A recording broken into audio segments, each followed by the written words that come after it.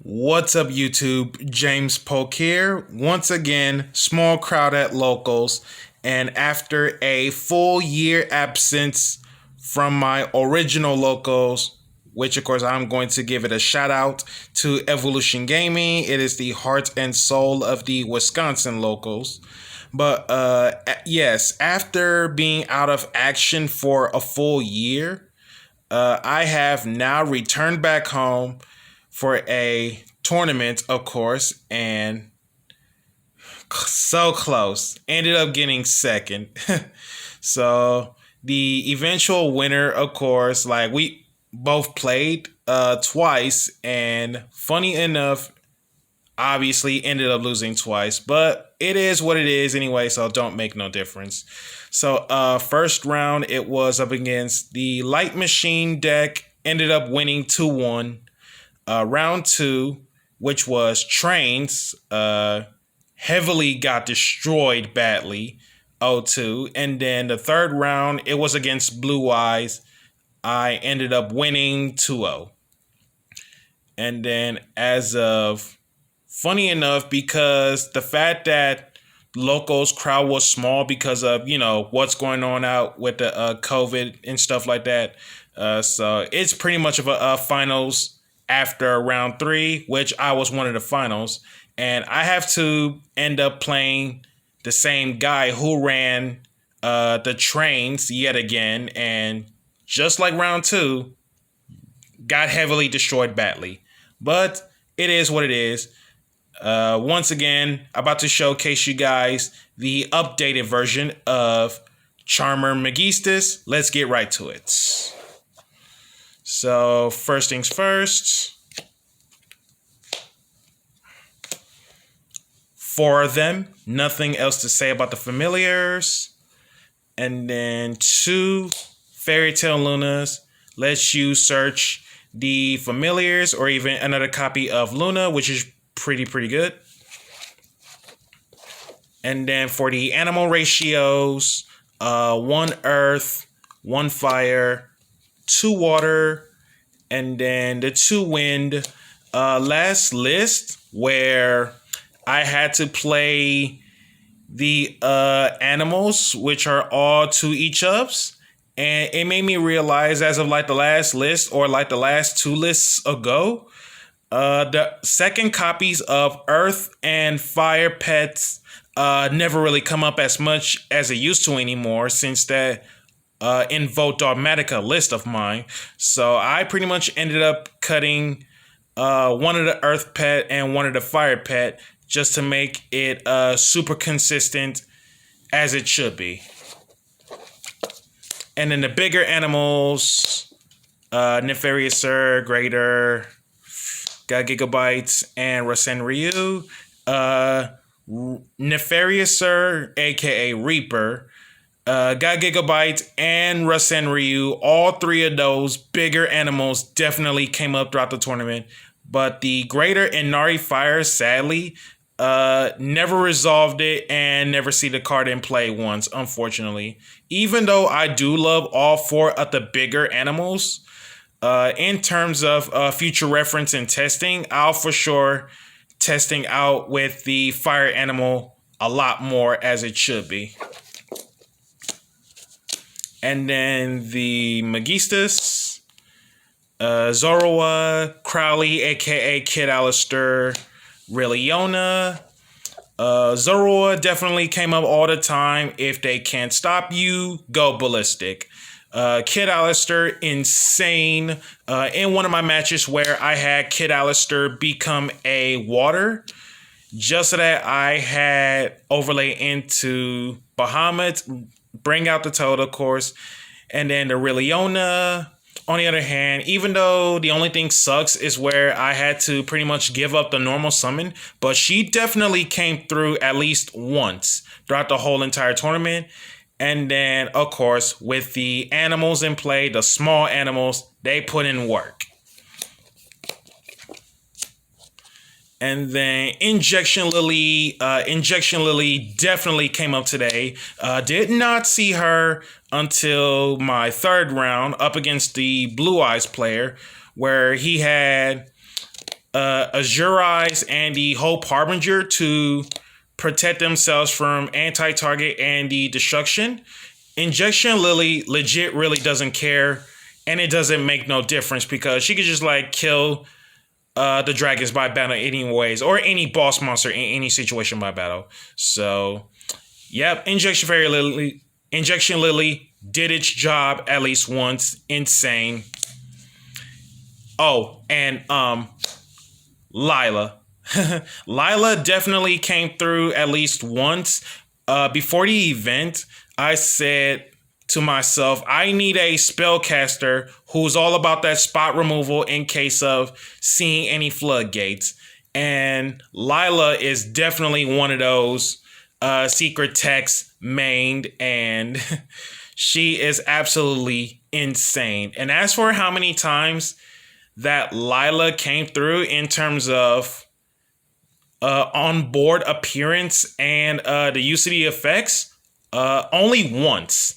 And it's just to deal with whatever is the last back row removal.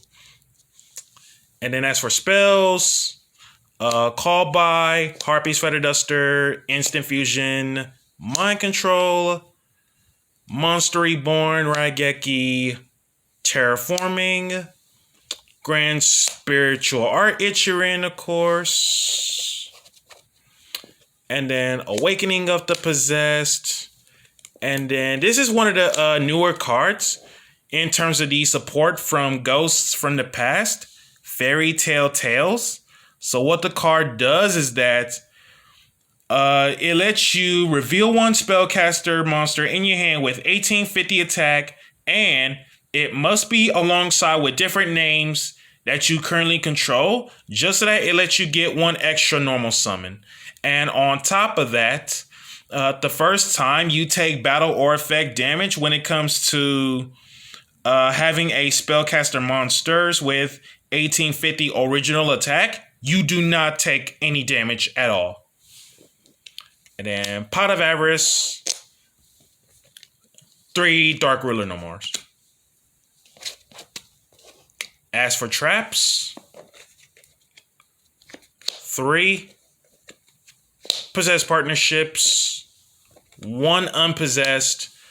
You almost forgot. You need 1 of each of the Awakening Possessed and Unpossessed. And the reason why I said only 1, not 2 or 3, is because the partnerships, it's graveyard effect. It lets you replace it back from the grave back to the field face up, which is absolutely insane.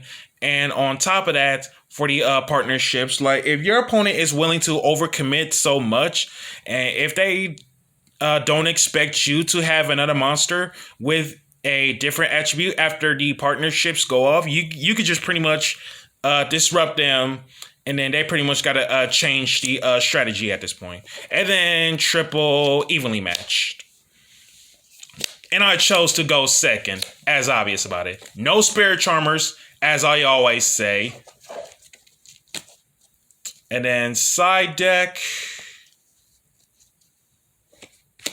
2 Ashes, 2 Gammas, alongside with the driver, of course.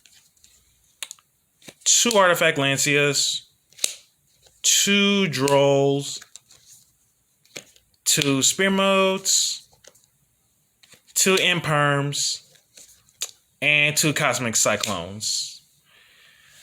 If there's any changes to make out of this side deck, well, honestly, not so much on the side deck changes, for one. I think the side deck is absolutely fine. And then extra deck, the Charmer Links, don't need to say anything about those. And then Selene, spellcaster with 1850, synergy with the Awakening of the Possessed spell. 2 Artemis, 2 is literally the correct number. 1 for Link summoning properly, and then the other is off from the Zoroa combo plays, which is insane.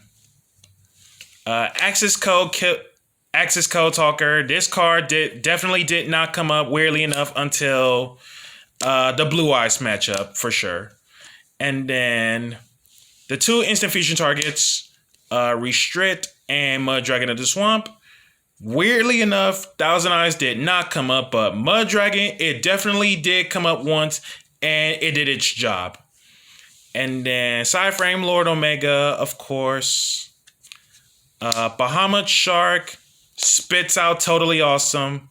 And if you're wondering about Bahamut Shark, the Kid Alistair Crowley, along with the FP Area and Gigabyte, which are level 4 water targets. Same with Mud Dragon of the Swamp. And yes, Crowley, aka Kid Alistair, is the attribute changer of the deck. So it's not just Bahamut Shark that I could go into in any situation, but Lightning Chidori as well, with the help of FP Win, Ranryu, Mud Dragon, and Kid Alistair as a wind. And then Drill Driver. Drill Driver is insane. Sadly, it does not come up.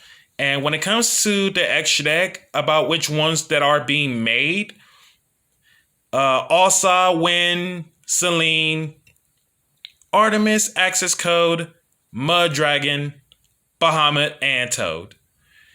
And as for the shoutouts, so obviously that would be the fam for getting me into the game.